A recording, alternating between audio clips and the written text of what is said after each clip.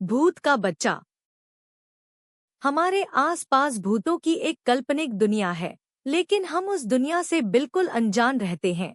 बहुत सी प्राचीन किताबों में भूतों के अस्तित्व का वृत्तांत मिलता है। भूत का बच्चा कहानी उन्हीं काल्पनिक घटनाओं से प्रेरित होकर लिखी गई है। एक छोटे से शहर में बिंदिया नाम की एक औरत रहती थी। वह शादीशुदा थी, लेकिन उसकी कोई औलाद नहीं थी। 3 बार उसका गर्भपात हो चुका था। वह बच्चे को पाने के लिए व्याकुल रहती थी, लेकिन हर बार उसकी गोद सूनी ही रह जाती थी। बिंदिया ने औलाद को पाने के लिए कई तरह के उपाय किए थे।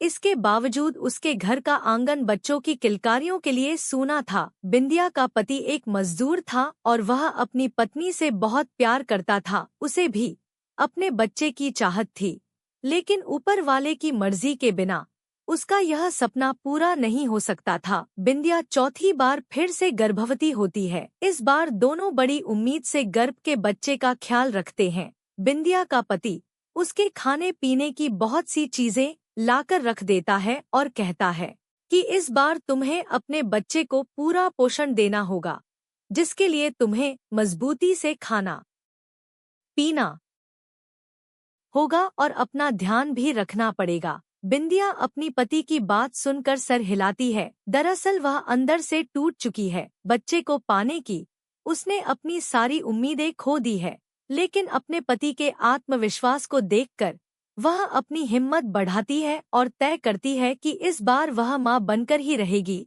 आधी रात होते ही बिंदिया के पेट में दर्द शुरू हो जाता है।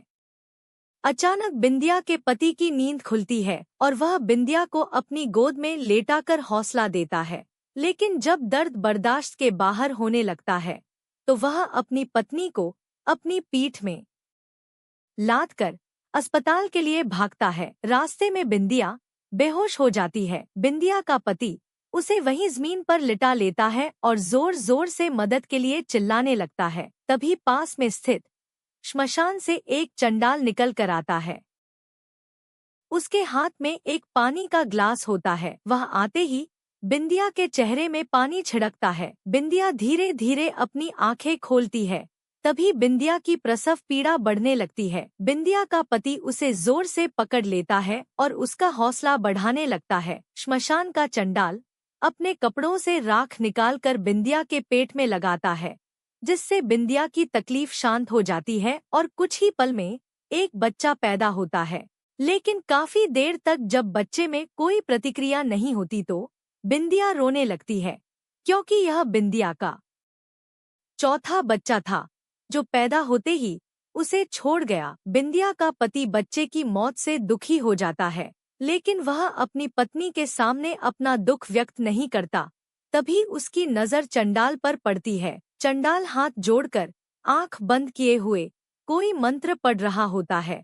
अचानक बिंदिया के बच्चे की आंख खुल जाती है और वह किलकारी मारकर रोने लगता है। बच्चे की किलकारी सुनते ही बिंदिया और उसके पति अपने बच्चे को गले से लगाकर चूमने लगते हैं। कई सालों बाद उन्हें संतान का सुख प्राप्त हुआ था। दोनों श्मशान के चंडाल को धन्यवाद देते हैं। एक रात बिंदिया की नजर खुलती है तो वह देखती है कि उसका बच्चा कमरे में पैदल चल रहा है, लेकिन वह तो सिर्फ 2 महीनों का है। बिंदिया सोच में पड़ जाती है कि इतना छोटा बच्चा कैसे चल सकता है। वह अपने पति को जगाती है, लेकिन गहरी नींद में होने की वजह से वह नहीं उठता। बिंदिया डरते हुए अपने बच्चे को गोद में उठाकर बिस्तर पर लेटा लेती है, लेकिन उसके मन में डर की दस्तक हो चुकी थी। सुबह होते ही वह अपने पति से रात की बात बताती है। बिंदिया के पति को उसकी बात पर भरोसा नहीं होता। उसे लगता है बिंदिया ने कोई सपना देखा होगा और उसी को सच मान बैठी है। वह बिंदिया को समझाता है और अपने काम में चला जाता है। अपने पति के जाते ही बिंदिया अपने बच्चे को पालने में लेटाकर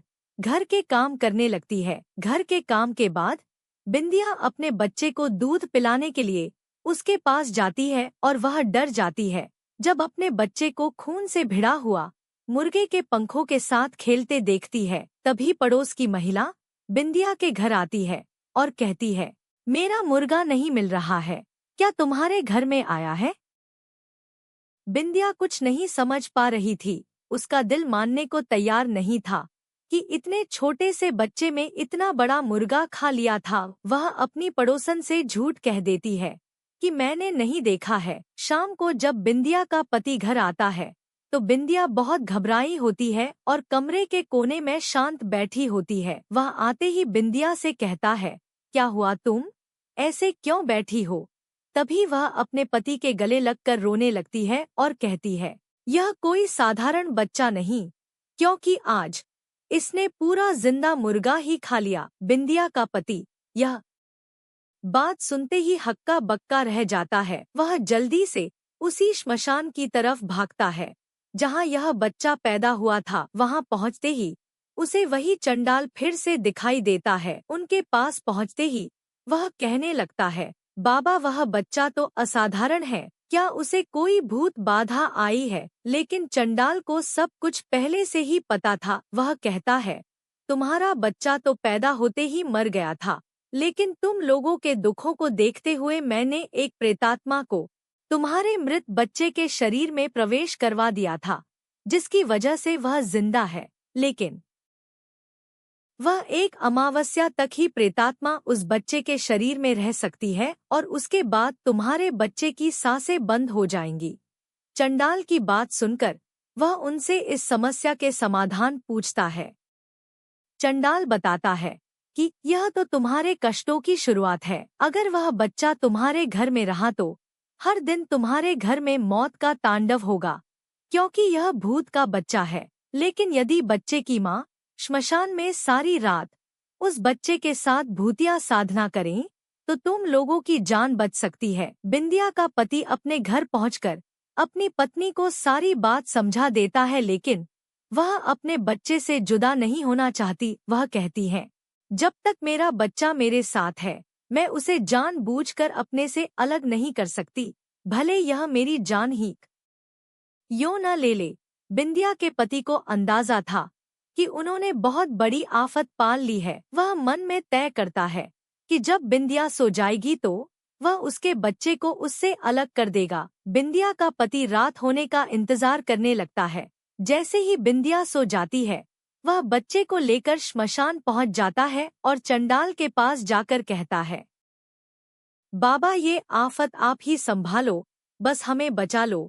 चंडाल बच्चे को देखते ही उसे डांटते हुए कहता है, तुमने अपने साथ साथ मेरी मौत का भी इंतजाम कर लिया, जो इसे इसकी माँ के बिना ले आए। चंडाल के इतना बोलते ही बच्चे की आंखें लाल हो जाती है और वह जमीन पर खड़ा हो जाता है। चंडाल बच्चे के सम्मोहन में वशीभूत हो जाता है और वही श्मशान में बने हुए एक गड्ढे में गिरकर बेहोश हो जाता है। बिंदिया का पति चंडाल की दुर्दशा देखकर डर जाता है और वहां से भागने लगता है, लेकिन एक अदृश्य ताकत उसे पैरों से पकड़कर कई बार जमीन पर पटकती है, जिससे वह लहूलुहान हो जाता है और बच्चा उसे उसी गड्ढे में डाल देता है जिसमें चंडाल पहले से पड़ा हुआ है। दोनों के गड्ढे में जाते ही श्मशान में जोरदार हवाएं चलने लगती है और मिट्टी उड़कर उसी गड्ढे में जाने लगती है और देखते ही देखते दोनों जिंदा ही दफन हो जाते हैं। यहाँ दूसरी तरफ जैसे ही बिंदिया की नींद खुलती है उसका बच्चा उसके बगल में लेटे हुए मुस्कुरा रहा होता है, लेकिन बिंदिया के पति का कुछ पता नहीं चलता हुआ है। वह रात भर अपने पति का इंतजार करती रहती है और इसी के साथ कहानी का पहला भाग समाप्त हो जाता है।